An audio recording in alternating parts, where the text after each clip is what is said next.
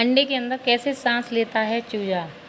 बच्चों, तुमने अंडा ज़रूर देखा होगा। अंडे से ही पक्षी के बच्चे जन्म लेते हैं।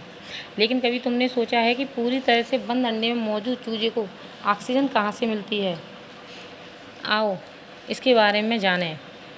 अंडा पहले आया या मुर्गी? इस सवाल को तो तुमने कई बार सुना होगा, लेकिन क्या तुम्हें पता है कि अंडे के अंदर चूजे सांस कैसे लेते हैं? पक्षी के कठोर होल वाले अंडे में सफ़ेद भाग एल्ब्यूमिन और एक जर्दी होती है। निषेचित अंडे का भ्रूण जर्दी के भीतर विकसित होता है और एल्ब्यूमिन को खाता है। अंडे के अंदर शिशु पक्षी के पास आश्रय, भोजन, लगभग वो सब कुछ होता है जो उसे विकसित होने के लिए ज़रूरी होता है, सिवाय ताज़ी हवा के। जो स्तनधारी पशु अपनी माँ के पेट के अंदर विकसित होते हैं, वे गर्भनाल के माध्यम से ही ऑक्सीजन प्राप्त करते हैं, जबकि एक पक्षी के अंडे के पास ऑक्सीजन लेने और कार्बन डाइऑक्साइड से छुटकारा पाने का कोई स्पष्ट तरीका नहीं होता। लेकिन अंडा फिर भी चूजों का ख्याल रखता है। अंडे के खोल के ठीक नीचे 2 झिल्लियाँ होती हैं।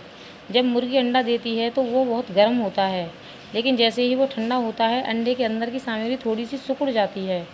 इस प्रक्रिया में दोनों झिल्लियाँ थोड़ी अलग भी हो जाती हैं, जिसकी वजह से वहाँ हवा की एक छोटी जेब बन जाती है। जैसे जैसे पक्षी का बच्चा बड़ा होता जाता है, उसमें एलाइंटोइस विकसित हो जाता है। दरअसल एलाइंटोइस एक खोखली थैली होती है जो चूजे की आंत के निचले हिस्से से निकलती है। वहाँ से यह दूसरी झिल्ली कैरियन से जुड़ जाती है, जो जर्दी के चारों ओर होती है।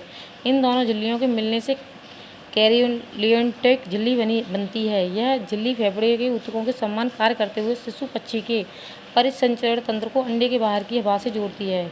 पक्षी भ्रूण झिल्ली के माध्यम से ऑक्सीजन लेता है और कार्बन डाइऑक्साइड छोड़ता है। अंडे की पूरी सतह पर कई हजार सूक्ष्म छिद्र होते हैं, जो कार्बन डाइऑक्साइड को बाहर निकालने और ताज़ी हवा को अंदर आने में मदद करते हैं।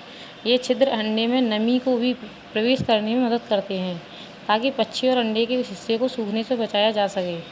यही कारण है यह कठोर होता है।